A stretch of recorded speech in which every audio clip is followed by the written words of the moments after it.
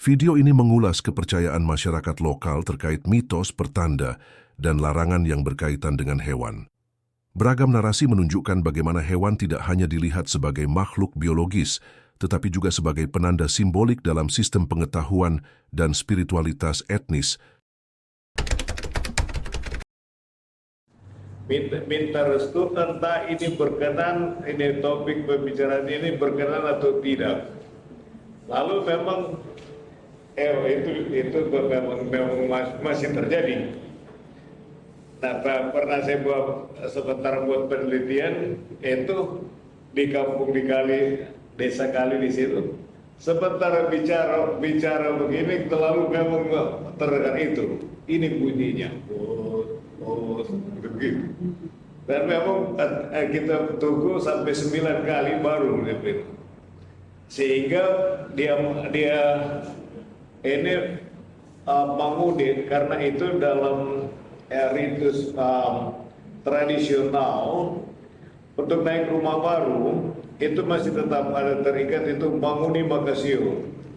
Berarti manguni yang berbunyi 9 kali itu baru berkenan. Nah, itu masih terjadi. Sehingga di kampung di sebelah situ, di kampung Kali, itu pembicaraan langsung terdengar ini bunyi bangun. Untuk buka kampung misalnya, entah ini tempat ini berkenan atau tidak, memang ini yang pemimpin itu mulai tanya, kalau kampung ini memang benar atau cocok untuk hidup atau tidak. Lalu dia pasang ini, karena itu di kampung-kampung terlebih daerah Tombulu, bukan di Tontembuan, daerah Tombulu, itu ada batu tempat mendengar bunyi burung. Sehingga disebut batu Tinalingan, tempat ada orang mendengar bunyi burung. Dan itu tetap ada permohonan. Kalau umpamanya ini berkenan kepada yang dari dunia atas, ini maka tolong itu tunjukkan dengan bunyi. Malah ada manguni yang datang itu hinggap di tongkat dari pemimpin itu. Baru kemudian tunjukkan mana arahnya. Karena itu dia tunjukkan, oh musibah kampungnya musibah begini, sepanjang itu. Dan itu jadi ini umumnya untuk mencari bertanya, misalnya cari tempat yang datar. Itu. Nah, ini di masa penduduk di sini masih itu petani peladang berpindah-pindah. Itu terlebih itu. Tapi minta tanda bunyi burung itu masih tetap jadi. Sampai pun naik rumah baru ada acara tarian bersama, mereka tanya kalau bahan bangunan ini memang berkenan atau tidak, bagus atau tidak, sehingga disebut itu kata manguni makasio. Itu manguni yang berbunyi 9 kali yang datang hingga di rumah baru ini berarti berkenan. Itu. Nah, jadi itu dalam kehidupan petani di sini, petani peladang masih tetap ada hidup untuk itu. Nah, dari ada macam-macam burung, ada tanda-tanda itu, ini tanda ada perkenanan dari dunia atas tentang apa yang mau dibuat. Itu sebenarnya. Tapi untuk Tombulu itu di tiap ujung kampung itu ada tempat batu penanda itu. Itu. Teritorial Tombulu di daerah mana saja? Teritorial Tombulu dari Tataran 2 dari Tondano, Tataran 2 ke arah ini sampai Tanawako sampai Manado sampai Maliki bawah. Itu terus masuk itu teritorial Tombulu. Pemakaian itu untuk minta tanda, sehingga minta tanda dari dunia atas ini dapat restu atau tidak. Itu waktu buka kampung terlebih. Baru kemudian itu dia berkembang waktu naik rumah baru. Waktu naik rumah baru, ungkapan itu Manguni Makasio itu selalu dipakai. Sehingga diceritakan dalam ini tarian naik rumah baru tentang Manguni Makasio. Bukan cuma Manguni, tapi tiap kali ada dikaitkan dengan Makasio, berarti 9 kali berbunyi. Itu baru ada tanda berkenan. Dan kemudian simbol ini diambil alih oleh ini gereja masih Gemim. Itu di gereja Sion, itu di Topon. Memang motifnya gedung itu Manguni. Motif gedungnya. Motif gedungnya Manguni. Dilihat dari atas ya sudah jadi cagar budaya. Itu baru kemudian ini motif itu dipakai dalam motif untuk Kabupaten Minahasa. Itu baru tahun 1931. 1931 itu gereja. Gerejanya. Gereja Sion. Gereja Sion ya. Sebelum gereja Sion itu memang sudah ada dalam doa-doa itu dari abad 19 itu sudah selalu justru ungkapan itu Manguni Makasio itu dari data 1870-an sudah ada itu dalam doa itu. Jadi nilai-nilai dari Makasio itulah yang digunakan oleh gereja. Nilai itu ya gereja-gereja angkat itu untuk sebagai simbol-simbol di sana. Tapi bilang tahun 90-an waktu saya mulai buat penelitian di BT Tombulu di sini, ini waktu cerita-cerita terus langsung dengar bunyi begitu, oh ini baru otomatis bilang, nah itu dengan ngomong, oh ya itu.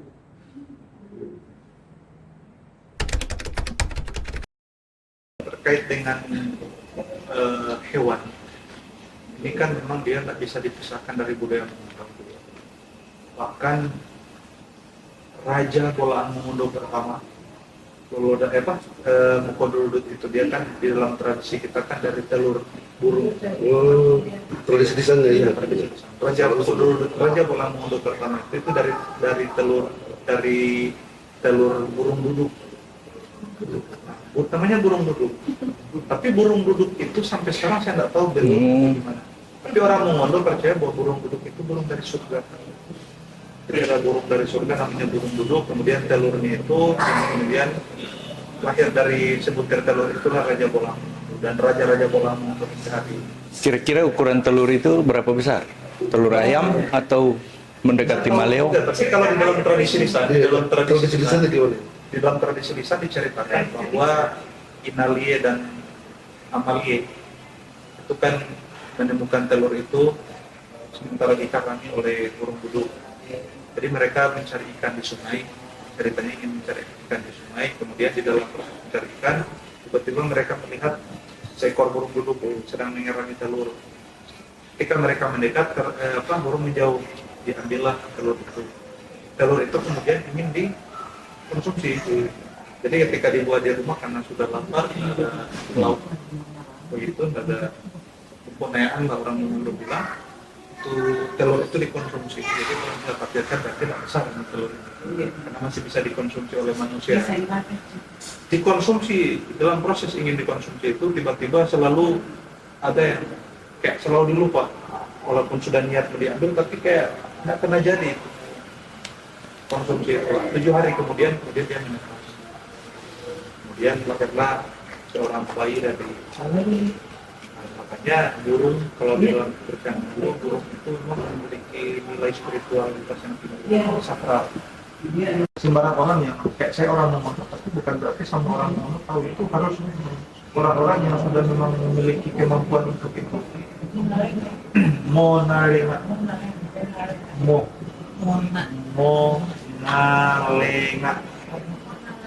Monalenga, kan L bukan L.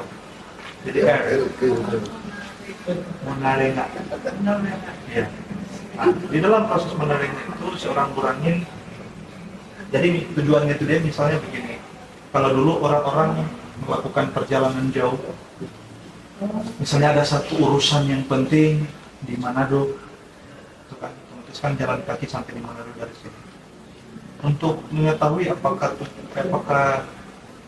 tujuannya itu nanti sukses atau tidak, sebelum perjalanan dilakukan, mereka melakukan ritual itu, menariknya itu. Di dalam ritual menariknya itu, kemudian didengar apakah memang itu jadi pertanda baik atau pertanda buruk. Ritual itu dilakukan 1 hari, 2, 3 hari dan seterusnya.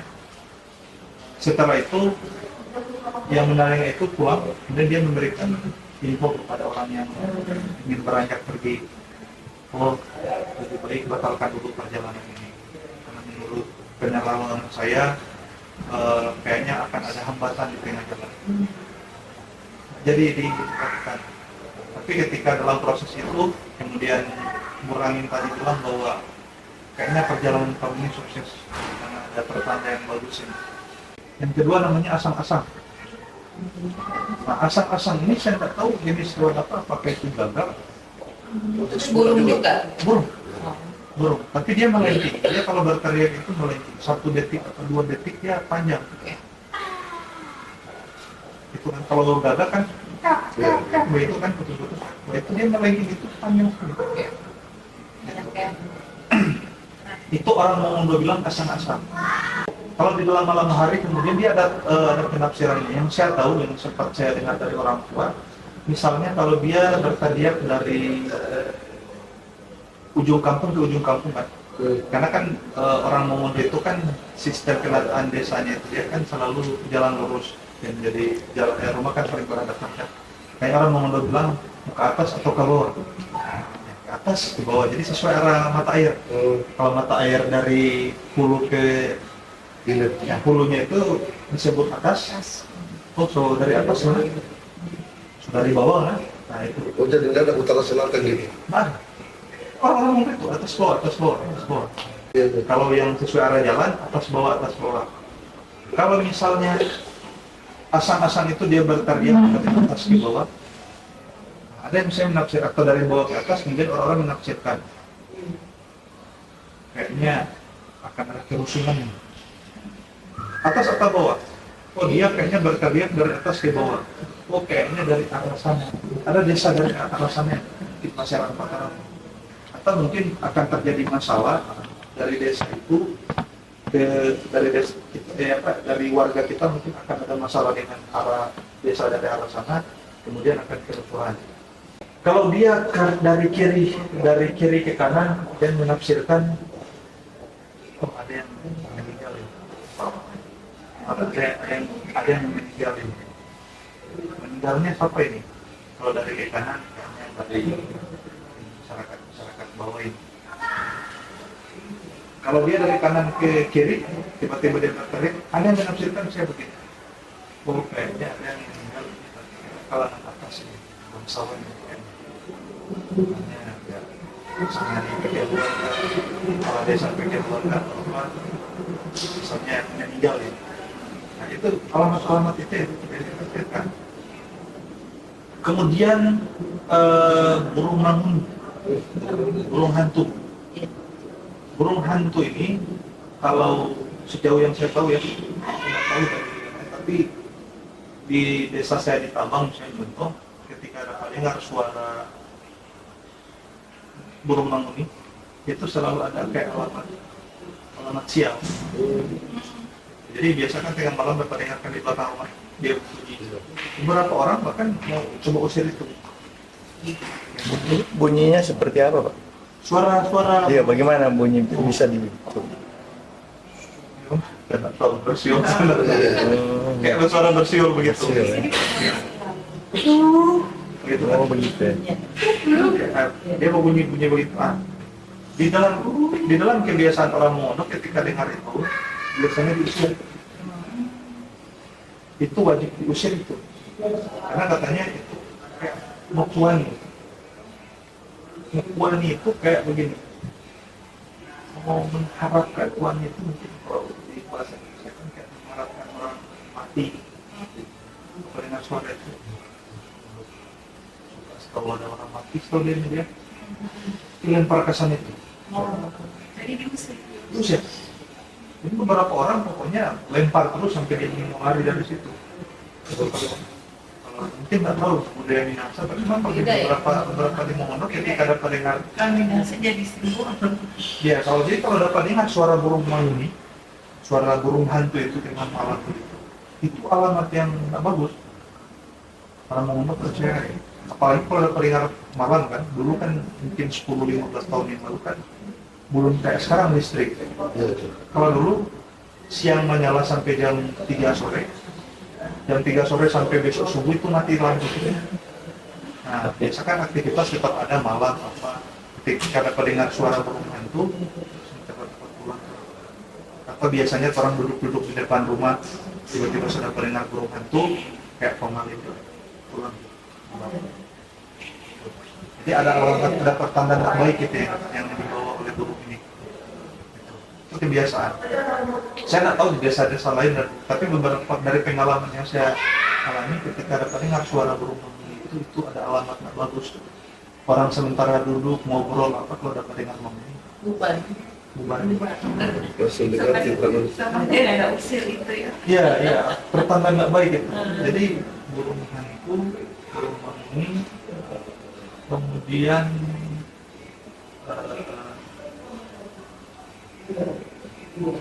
ular hitam. Tadi ya. Nah, ular hitam ini saya juga pernah lihat, tapi saya kan terbatas tahu pakai itu kobra atau ular sawah, karena di dalam pikiran jujur sampai hari ini saya pikir ular sawah dan ular kobra itu sama saja, sama-sama hitam. Nah, biasanya itu berpengaruh di psikologi orang-orang yang ke kebun. Jadi misalnya ada orang-orang tertentu yang ingin membuka lahan baru, ada orang yang ingin ke kebun, tapi dalam perjalanan misalnya kemudian ular lewat, berhenti. Kenapa berhenti? Menurut beberapa orang, ada beberapa yang coba memaksakan diri dan ada musibah yang kena. Misalnya sementara berparas, tiba-tiba depresi karena itu, tadi betul, tiba-tiba dia soluka, kemudian dia curhat, betul. Jadi pantas ya tadi datang, sempat ketemu dengan ular hitam saya sempat ketemu dengan ular hitam. Jadi jenis ularnya saya nggak tahu apakah itu kobra atau apa. Jadi orang mau, pokoknya ular hitam lewat sudah itu alamat bahaya. Nah, burung juga. Kalau burung ini jenisnya, setahu saya nggak burung apa saja. Karena saya juga kan banyak perjalanan kan, apa namanya, saya juga nggak tahu apakah burung ini harus ada syaratnya. Tapi namanya burung, ketika orang mau menurut, ketika saya dalam perjalanan kemudian dia berlewat, kalau dia berlewat dari kanan ke kiri, itu alarm berhenti dulu. Berhenti, kasih adik satu batang rokok. Stop. Nah, boleh lanjut perjalanan ulang. Dari kanan ke kiri. Kalau dari kiri ke kanan, disarankan balik. Tunda dulu. Iya. Nah, beberapa orang bilang, pakai itu mitos atau enggak, katanya beberapa orang yang pernah mengalami kecelakaan pernah memaksa. Kemudian mereka mengalami tragedi, sampai ada mobil bertabrakan. Kemudian ada yang bilang, oh iya bang, pantas tadi dah lewat dari rumah ada burung, kok memang tak baru ke kanan. Itu. Ada juga burung yang dari arah depan, dia kan terbang kan dari mobil, dia dari arah depan, kemudian dia arah depan, kemudian dia ke kanan, lanjut. Bagus itu. Kiri, kalau dari kiri, Dari depan ke kiri. dari kiri ke kanan berhenti. Nyari. Iya, jangan nyampe terus. Saya pernah jalan dengan dia, jadi saya ketemu diam, saya juga jujur nggak juga percaya, tapi karena sudah terbawa psikologi dan selamat jalan. Itu kalau burung ada 3. Tadi terkait asal-asal kepercayaan orang Momono tadi akan ada kerusuhan, akan ada kematian, akan ada kekacauan, tragedi. Kemudian burung hantu dan memberikan alamat yang tidak baik. Kalau malam hari kemudian orang simpan ngobrol, tiba-tiba suara itu bubar, langsung istirahat orang itu. Selanjutnya tadi burung jenis apa saja yang ketika orang mengunjungi dalam perjalanan, nah, kemudian dia lewat di alamat itu kucing hitam dengan anjing hitam, tapi syaratnya malam. Gimana teman? Nah, jadi beberapa orang ketika dapat lihat, jadi ada kan misalnya tengah malam tidur tiba-tiba dapat dengar suara kucing bekalai di sebelah. Tapi kalau dapat lihat kucing hitam, kalanya gaya mengusirnya itu beda. Kalau kucing rumah yang mungkin kawin, ya dilempar. Tapi kalau orang dapat lihat kucing hitam, menurut beberapa kepercayaan orang di kampung itu jangan dilempar. Ada katanya pernah orang yang lempar kucing hitam kemudian kena dan dia mati di tempat. Kucing mati, dia juga mati. Iya, Pernah ada kejadian ini? pernah ada kejadian. Makanya saya punya kakak kalau di rumah di atas, dia kan dekat kebun kan. Iya. Maka begitu kalau ada kucing, Dengarkan. dia lihat kalau kucing hitam cuma diusir. Oh, dari situ. Tapi tidak diganggu kayak langsung dilempar tuh dengan sendal dengan apa. Kalau paling kucing hitam kadang dia langsung bawa balik juga. Jadi kepercayaan itu memang kayak hantu itu. Begitu juga anjing hitam.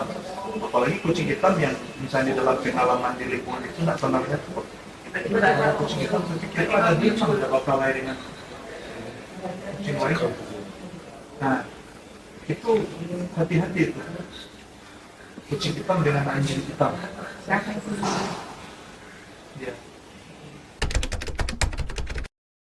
Sana itu kita mengenal burung yang datang itu kecuali suara. Kita teriak dari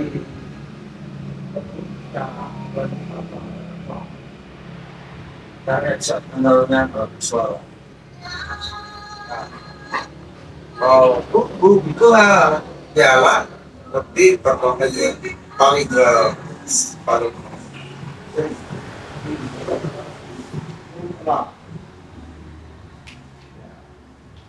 burung elang, kemudian yang kedua burung hantu. Ya, ada burung yang saya belum dapat dalam bahasa Sunda maupun bahasa Indonesia, belum tahu sebenarnya. Dalam orang-orang untuk menyebutnya borawa, bolava, tulisan bolava, tulisan. Nah, nama timnya maupun nama Indonesia juga saya belum tahu. Itu nama lokal ya, panas sekali. Saya sementara waktu cari itu kalau awal. Bola, Kemudian ada nama burung namanya ukul. Ukul itu ternyata dia sejenis burung terkurung. Ya merpati tapi ya agak ya besarnya lebih besar sedikit dari merpati. dipukul, Dipukul. iya. Ya, Yang Sudah dipukul. dia juga begini juga. Kemudian ada oh yang kum-kum ya.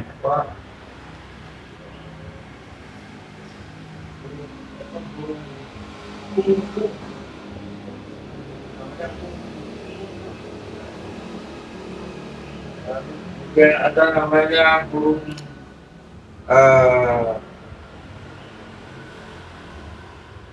karumpu atau sejenis burung putih. Ya. Dan masih banyak kan. Nah, tradisi ini disebut dengan monalenga. Monalenga itu monalenga. itu artinya mendengar memprediksi. Ya, berdasarkan soal prediksi. Nah,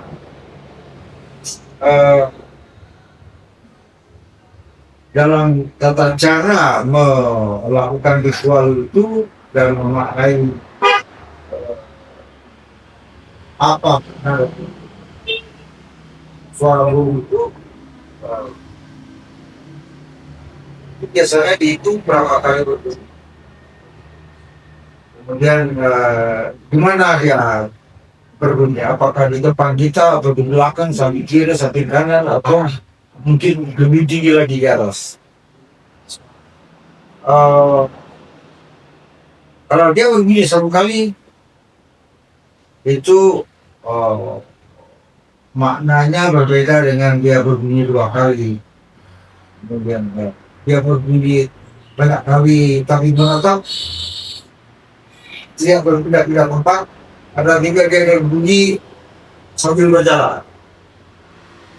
Itu juga maknanya berbeda-beda juga. Saya terpukul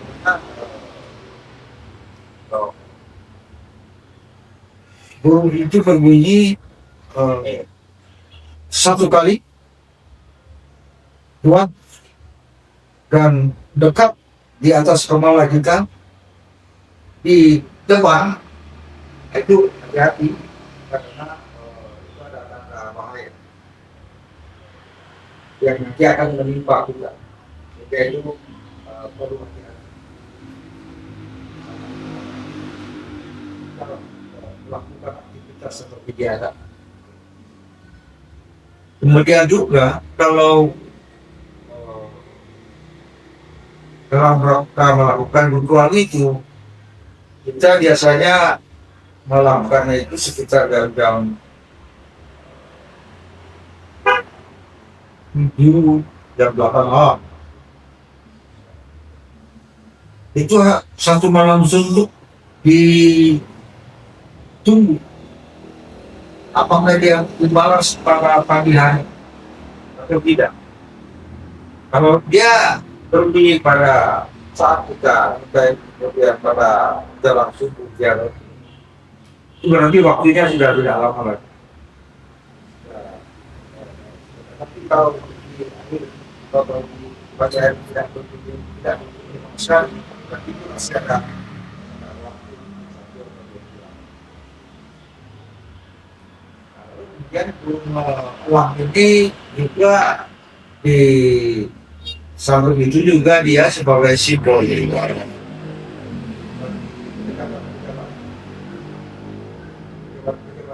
termasuk antara yang kita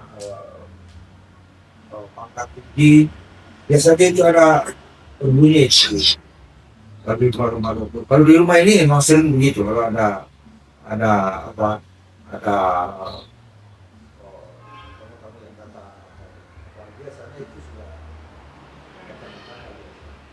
sekitar istilah sering rasa takut ya kan, takut dan itu memang itulah saya juga tidak minta. Nah, dalam memaknai suara burung ini ada dua. Dia secara hal datang tidak diundang, tidak manggil datang, beritahu. Ada juga yang khusus memang dia dibilang. Nah, dari ini ada dua cara kita dalam ritual kita. Nah, kemudian ada burung elang, kemudian ada yang paling sering itu adalah dua burung. Satu ternyata semua bunyi-bunyian apa saja yang terjadi di sekitar kita itu bisa dijadikan sebagai tanda. Saya bukan yang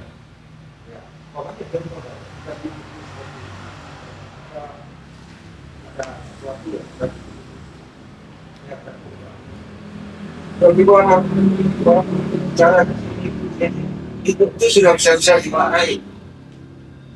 Itu juga bisa dimaknai. Ya,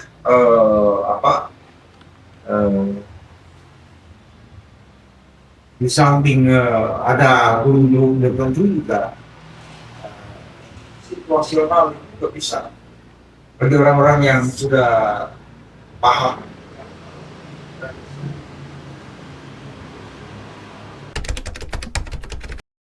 Adakah hewan yang menjadi pertanda atau menjadi jika kehadirannya ada itu menandakan sesuatu atau akan terjadi sesuatu? Itu ada di saya yang kalau dia bunyi kita udah tahu bakal ada orang menikah. Dia punya dia rupanya sejenis gagak karena masih di tahu cuman di laut saya tahu tidak ada gagak. Karena burung gagak itu yang dibawa ke sana itu nggak tahu dipesan dari mana sama dosen-dosen pertanian untuk membasmi hama sengsafa. Pada mati semua. Berkenyangan. Kalau untuk dulu di Bolang juga mengenal burung yang pindah semada di jenazah. Dan di sini namanya Malikumi. Lalu, ya itu jadi simbol untuk penerawangan atau kalau dia bunyi satu kali ada istilah ada yang meninggal, bunyi 3 kali ada keributan, misalnya biasa sih begitu. Ada yang orang percaya kemudian suara pesan dari burung ini kemudian masih dipercaya. Dan kalau burung maleo, nah mereka termasuk burung maleo itu banyak loh. Jadi agak mudah teman-teman di sini. Nah maleo itu kalau dulu kaum bangsawan kalau dalam rangka ritual pernikahan salah satu jadi oleh.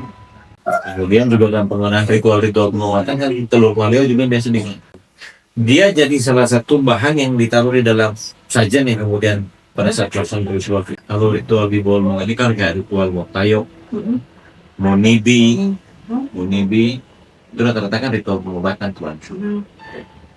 Kalau tayok ini sebenarnya rata-rata dia lebih pada apa ya? Tayok menerka masa depan itu. Baru kayak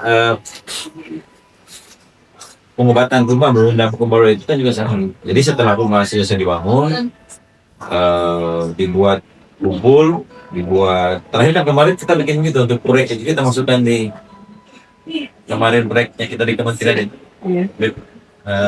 untuk revitalisasi rumah adat saya lakukan itu ritual itu. Jadi mengundang pembaloi cuma kemarin cari barang itu sulit jadi tadi pakai telur biasa dan cari telur yang ayam putih dan siren dia pure harus putih kakinya kuning sisiknya agak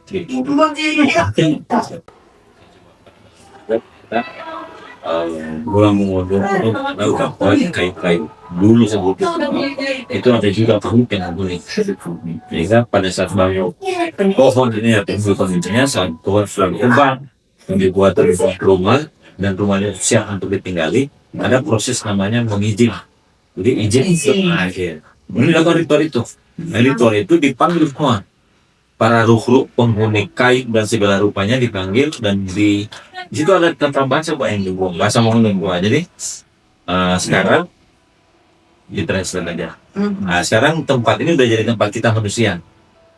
Jadi kita sudah siapkan seluruh makanan Anda silahkan makan setelah makan pulang dan jangan kembali. Jangan mengganggu.